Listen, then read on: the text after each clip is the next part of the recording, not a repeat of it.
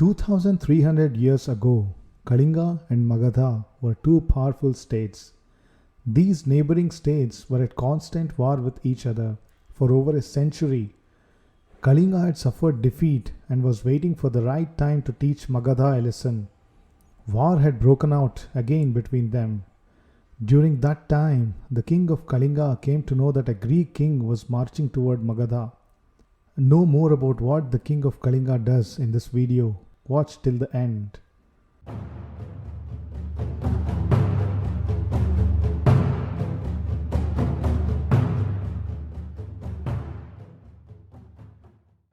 During this period in the history of India, there were many independent states: Anga, Magadha, Kalinga, Shatavahana, Chola and Pandya at war with one another.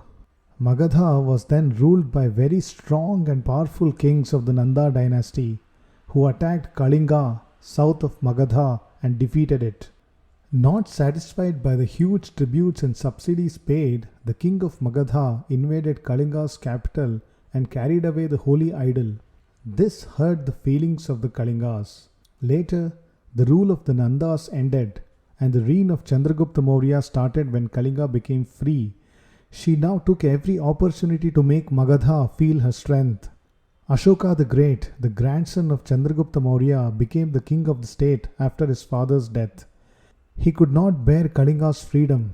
One of the stone edicts of Ashoka describes this terrible war of capturing Kalinga as follows. 8 years after he became king, Ashoka conquered Kalinga. He took 150,000 persons as prisoners. Another 100,000 were killed. The injured were countless. With the death of Ashoka, total disorder set in his kingdom. His sons and grandsons began to quarrel among themselves. The Sardar appointed as Kalinga's administrator declared himself independent, so the rule of the Chedi dynasty started in Kalinga. This ruler's son was Mahameghavahana. It was during his time that the people of Kalinga suffered very badly because of nature's fury and the united Dravidian king's trouble. So the people of Kalinga were miserable. It was 209 BC. News spread in the capital that a son was born to the king Mahameghavahana. It was the practice in those days to consult eminent astrologers when a child was born in the palace.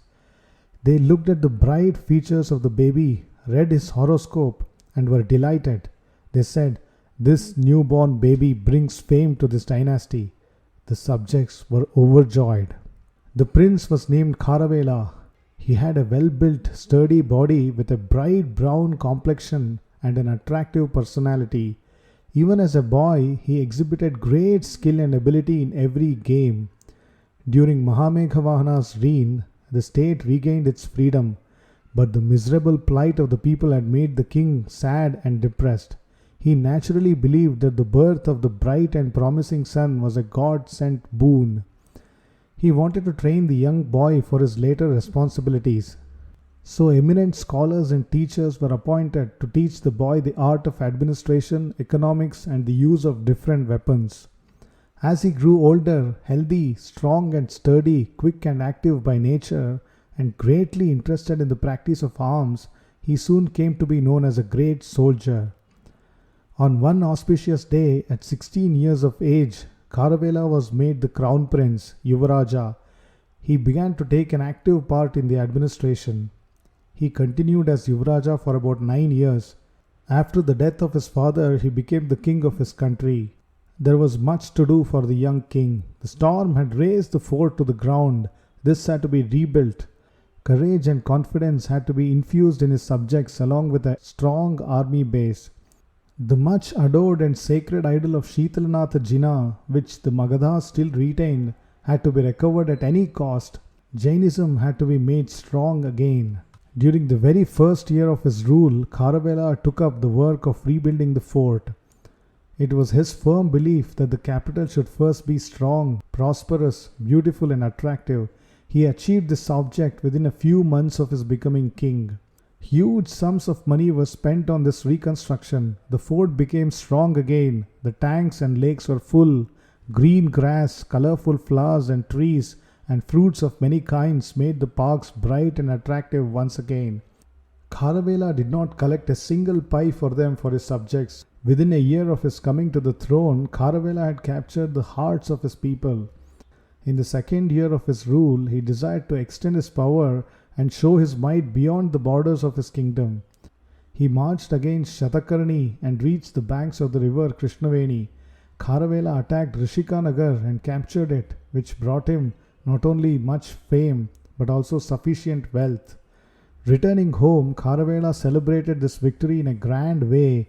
That very year, the younger queen gave birth to a son. Even the birth of his son did not make Kharavela quite happy.